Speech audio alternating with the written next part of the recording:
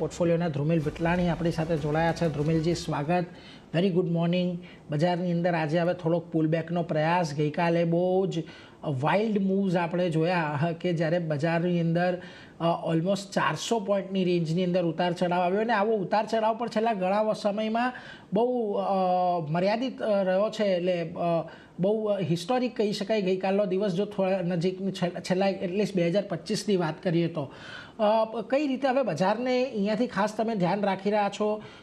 25,500નું જે હર્ડલ છે એ કેટલું મહત્ત્વનું છે આપણા માટે?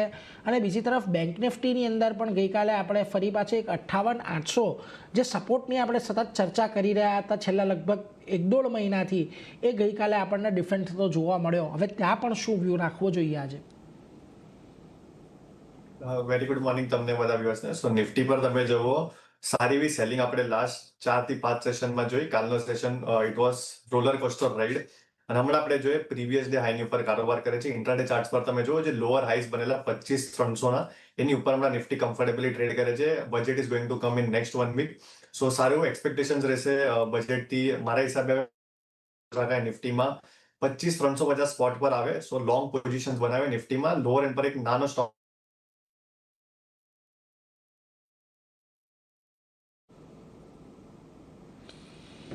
એટલે જો ફરી પાછા એક વખત આપણે ધ્રુમિલજી પાસે જઈએ કે થોડીક ટેકનિકલ ગ્લિચીસ છે એને ઠીક કરીએ, પરંતુ જેમ તેઓ કહી રહ્યા હતા કે આજના દિવસમાં એક ગઈકાલની સરખામણી આપણને થોડોક ઉપર તરફે કારોબાર જોવા મળી રહ્યો છે। અને બીજી મહત્ત્વની વાત આજના દિવસે નિફ્ટીમાં એ પણ આપણને થતી જોવા મળી રહી છે કે ગઈકાલનો જે આપણને હાઈ બનતો જોવા મળ્યો હતો બજારનો 25,300નો, આજનું ઓપનિંગ જ આપણને એની ઉપર થતું જોવા મળ્યું છે। એટલે ઓપનિંગથી જ એક સારા સંકેતો ખાસ કરીને અહીંયા છે, એટલે એના પર એક નજર ખાસ રાખવાની। ધ્રુમિલજી જોડાઈ ગયા છે। જી ધ્રુમિલજી, આપ નિફ્ટી પર આપનો મત આપી રહ્યા હતા। ઓપ્શન્સ ફ્રન્ટ પર આપણે જોઈએ નિફ્ટીમાં ક્લિયરલી તમે જો નિફ્ટીની જે વીકલી એક્સપાયરીમાં છે 25,500ના સ્ટ્રાઇક પર શોર્ટ કવરિંગ જોવા મળે છે કોલ સાઇડ પર। સો ક્લિયર ઇન્ડિકેશન છે કે 25,500 પર જે કોલ રાઇટર્સ હતા પોઝિશન શિફ્ટિંગ કરે છે 25,700 અને 800 પર। સો મારા ટાર્ગેટ્સ પહેલો 25,500નો છે, પછી 25,700નો છે નિફ્ટીમાં કરંટ વીક માટે। સો નિફ્ટી પર એક બાર ડિપનો અપ્રોચ રાખશું એઝ લોંગ એઝ 25,200ના ઉપર સ્પોટમાં કામકાજ કરે છે। બેંક નિફ્ટી પર આવીએ, સો અગેન અહીંયા બી તમે જો બેંક નિફ્ટી એના 200 દિવસના મૂવિંગ એવરેજથી કાફી ઉપર ટ્રેડ કરે છે। ઓવરઓલ તમે જો કાલના સેશનમાં લોઅર એન્ડ પર એક શાર્પ વીક બી જોવા મળી છે। એક બાઇંગ ઝોન છે 59,000નો, હમણાં તમે જો સ્પોટમાં 59,337 ચાલે છે। જો ઘટાડા આવે છે અને 59,200ના લેવલ્સ આવે છે, લોંગ પોઝિશન બનાવો। 200 પોઈન્ટનો નાનો સ્ટોપ લોસ રાખીને મારામાં ટાર્ગેટ 60,000ના છે। બેંક નિફ્ટી પર બી તમે જો ક્લિયરલી લોંગ બિલ્ડઅપ જોવા મળે છે।